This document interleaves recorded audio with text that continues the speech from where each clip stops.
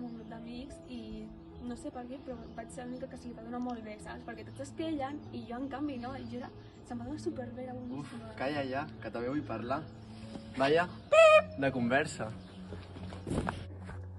Aquest tipus de conversa no ens agrada perquè una persona no deixa expressar l'altra, ja que no para de parlar d'ella mateixa. Egocentrisme.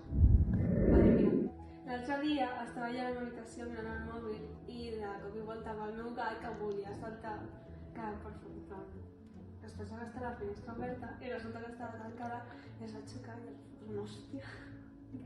Què? Què deies? No ens agrada aquest tipus de conversa perquè ens agrada que ens escoltin i ens comprenguin. I es va ficar a córrer i va jugar a futbol amb ells, anava ficant gols i anava jugant i va acabar tan cansada. Que això sembla un sàlvame. Perquè una conversació pugui funcionar, les dues persones que parlen s'han de poder escoltar entre elles. L'altre dia em vaig veure Harry Potter i no sé, m'agradaria saber quin és el teu personatge preferit. Pues el meu personatge preferit de Harry Potter és la Luna.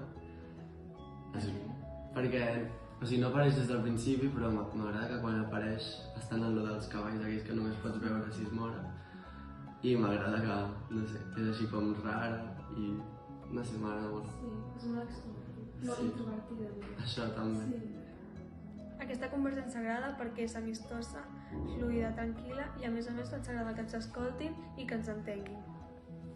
Ei, Atenea, Arnau, per què és important saber escoltar? És important saber escoltar per no perdre el fil d'una conversa. I també no ens agrada que ens escoltin perquè és una falta de respecte. A més, s'ha de poder entendre l'altra persona i escoltar és molt important per fer-ho.